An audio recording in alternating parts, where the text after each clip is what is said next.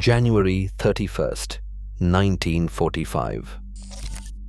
German rescue ships moved through a debris field on the Baltic Sea. The water was full of people. Most of them were children. Their life jackets were adult-sized. The buoyancy had rolled each body forward, head under, feet in the air. They had been kept afloat long enough to drown. The night before, a ship called the Wilhelm Gustloff had gone down in 50 minutes. She was carrying more than 10,000 people. 9,343 of them did not reach shore. It is the worst single ship sinking in recorded history, and almost no one has heard of it. She had started life as a luxury cruise liner built in 1937 for the Nazi Strength through Joy program. Before the war, she carried German workers on subsidized holidays across Europe, a floating piece of propaganda for a regime that needed one. She was named for a Swiss Nazi Party official assassinated in 1936, a name the party had turned into a symbol of martyrdom. By January 1945, she had not moved under her own power in 5 years. A hospital, ship first, then a barracks for submarine trainees moored in the occupied Polish port of Gotenhafen. She moved on January 30th because there was nothing else left to do. The Red Army was advancing from the east. 5 million German civilians were fleeing west. In October 1944, Soviet troops had taken the East Prussian town of Nemmersdorf and committed documented massacres against the civilian population. The propaganda ministry filmed the bodies and broadcast the footage across Germany. The people crowding the docks at Gotenhafen in January had seen those images. Mothers arrived carrying children and whatever they could hold. Some had been walking through snow for days. They knew what they were running from. They understood what being left behind meant. The German Navy activated Operation Hannibal, a mass evacuation by sea of everyone who could reach the Baltic ports. The Gustloff was designed to carry 1,850 people. By the morning of January 30th, the official manifest listed 7,956 on board. Officials stopped recording. People kept coming. Heinz Schoen was 19 years old, working as an assistant purser when the Gustloff took on her final passengers. He spent the next 39 years compiling what the manifest missed. His final count: 10,582 people on board. One escort accompanied her.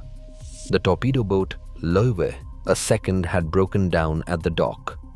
At 12:30 p.m., the Gustloff left Gotenhafen. 4 men shared the bridge that night, and they could not agree on anything. Friedrich Petersen was the senior civilian captain. 67 years old.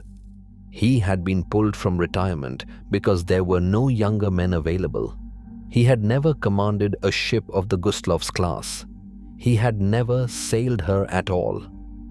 Wilhelm Zahn was the senior Kriegsmarine officer, a U-boat commander.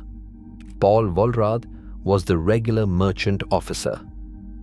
The chain of command between them was not clean. The first disagreement was the route. The official German Navy sea lane ran through deep water, clear of mines. That was also where Soviet submarines were known to patrol. Wollrath argued for hugging the coastline instead, where shallow water would make a submarine attack harder to execute. Petersen overruled him. The deep channel was officially cleared. That put the ship directly in the Soviet submarine patrol zone. The second disagreement was speed. Zahn argued for 60 knots, the ship's maximum. At that speed, the firing solution for any submarine attack would be far harder to calculate and sustain. Peterson refused. The Gustloff's engines had been idle for 5 years. He did not trust them at full power. He set the speed at 12 knots. The third disagreement was the one nobody has ever fully explained. Sometime that evening, the bridge received a radio message. It warned of an approaching German minesweeper convoy on a converging course and instructed the Gustloff to turn on her navigation lights to avoid a collision. No record of any German minesweeper convoy in that area has ever been found. Paul Vollrath, in his account later published in Sea Breezes magazine, wrote that the navigation lights were turned on in spite of a submarine warning having been circulated and being imminent in the very area we were to pass through. None of the surviving radio operators on board remembered receiving the message. Heinz Schoen spent 39 years trying to find where it came from. He died without an answer. The leading theory is Soviet deception, a signal planted to illuminate the target. The next most plausible is internal Kriegsmarine miscommunication between separate convoys operating in the same waters. Neither has ever been confirmed. The lights came on at approximately 1800 hours.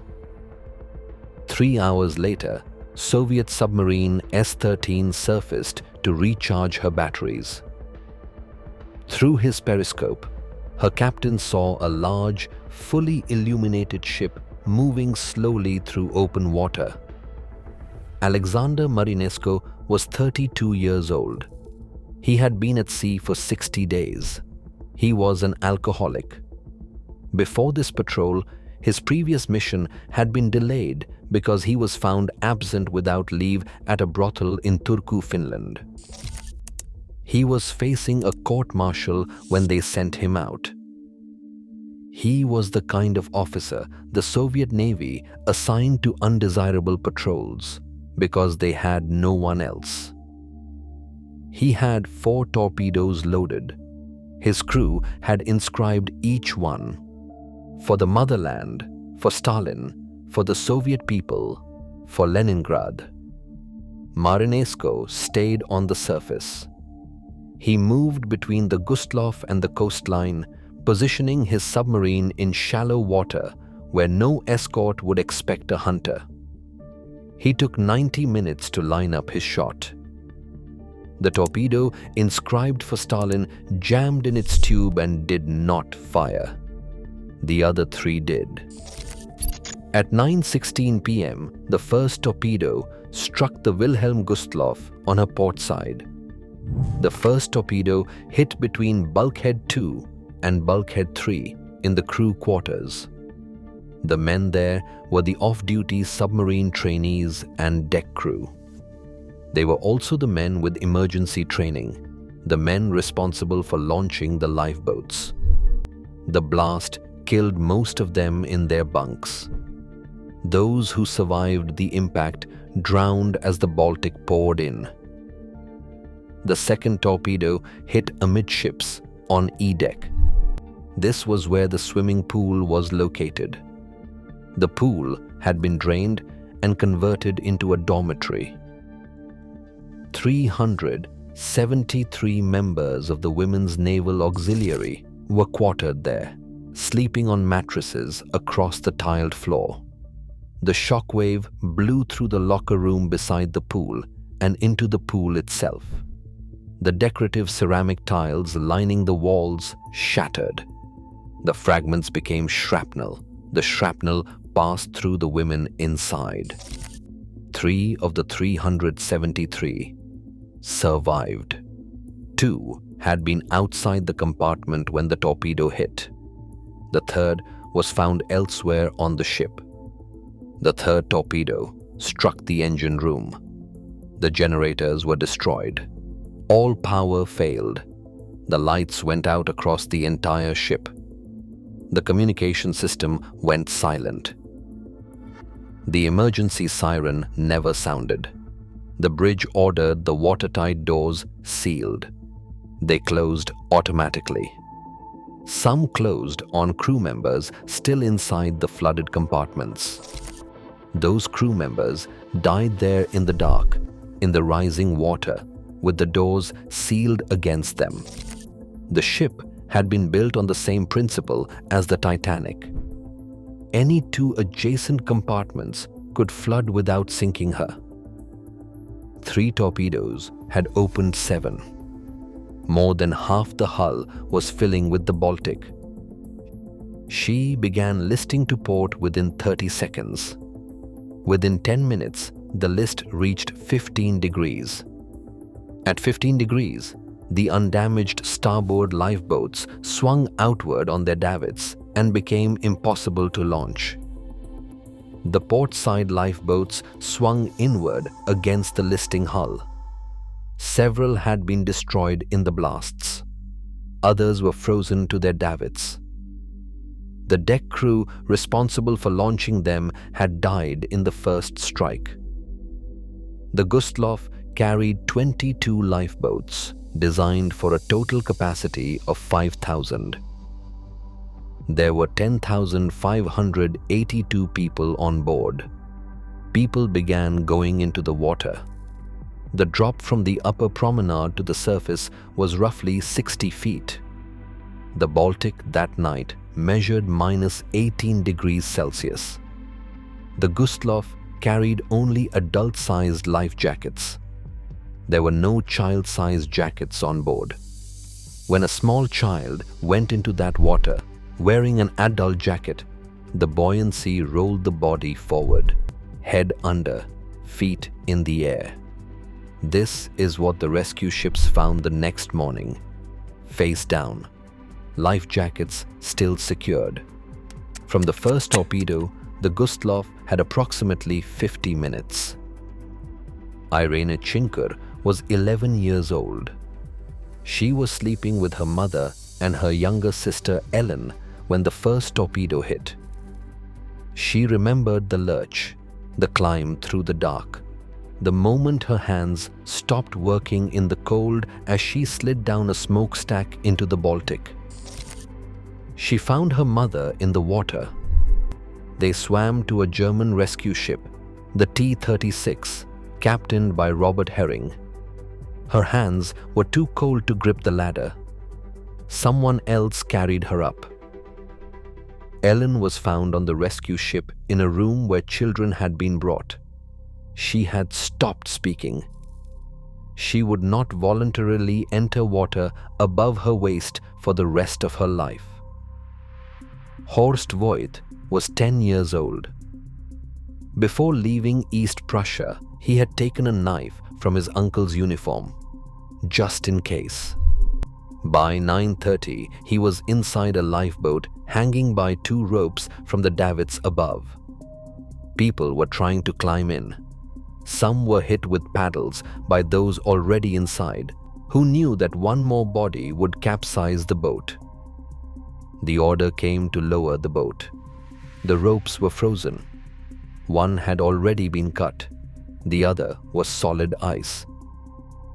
The Gustloff was going to sink in minutes.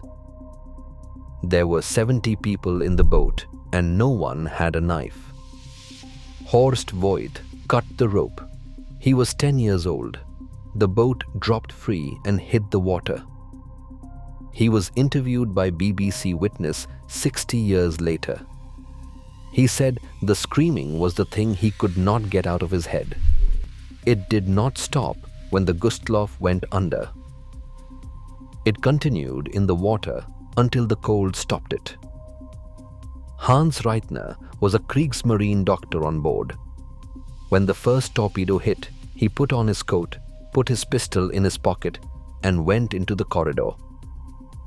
He passed women shrieking, old men moaning, children whimpering. He went below to collect emergency supplies.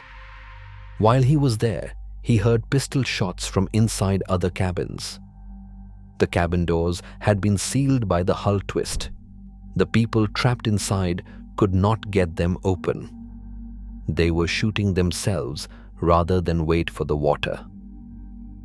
When Reitner made it back to the deck, a small girl recognized him by his uniform and asked him where her mother was. He could not answer. He helped her into a lifeboat. He never knew her name. By 9:40, the Gustloff was lying completely on her side. 10 minutes later, she rolled bow down and slid under. The water was roughly 50 meters deep. She was longer than the depth she sank to. German rescue vessels recovered 1,252 survivors. 13 died later. Heinz Schon's final figure for the dead: 9,343 men, women and children. The manifest was never finished. The exact number of names will never be confirmed. This story disappeared, not by accident. Germany did not want it known. Survivors were warned not to speak after the rescue. Word reached the outside world weeks later in fragments of Finnish radio broadcasts. Edward Petruskevich, curator of the online Wilhelm Gustloff Museum, described what followed. There was a stigma about discussing any sort of German suffering after everything the Nazis did to the rest of Europe. The Gustloff was just another casualty of war, along with the countless other large ships sunk on the German side. The Soviet Union had its own problem. Alexander Marinesko was not a usable hero. He was a drunk under court-martial proceedings. Celebrating the sinking meant celebrating him. He was dishonorably discharged for alcoholism shortly after the war. He died of cancer in Leningrad in 1963, aged 50.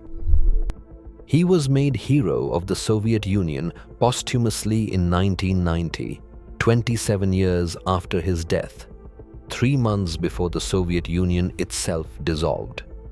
The legal reality sealed it. The Gustloff was carrying 918 uniformed submarine trainees heading to active duty. She carried anti-aircraft guns. She sailed under naval orders. Under the laws of war, she was a legitimate military target. No inquiry was ever opened. No verdict was required. So the war ended. And what happened to more than 10,000 people on January 30th, 1945 became a question no government had to answer. Heinz Schon answered it anyway. He tracked survivors across decades. He built an archive from fragments of wartime records. His German-language books remain the primary research source on the disaster. Heinz Schon died on April 7, 2013. His last wish was to be buried at the wreck. On May 10th, Polish and German divers placed an urn with his ashes inside the Gustloff. One of them, Dimitris Stavrakakis, described what he found. He said there were huge piles of bones and skulls. The remains, he said, reached over a meter high in places. If you want more stories, History Forgot, subscribe. Heinz Schon found his friends.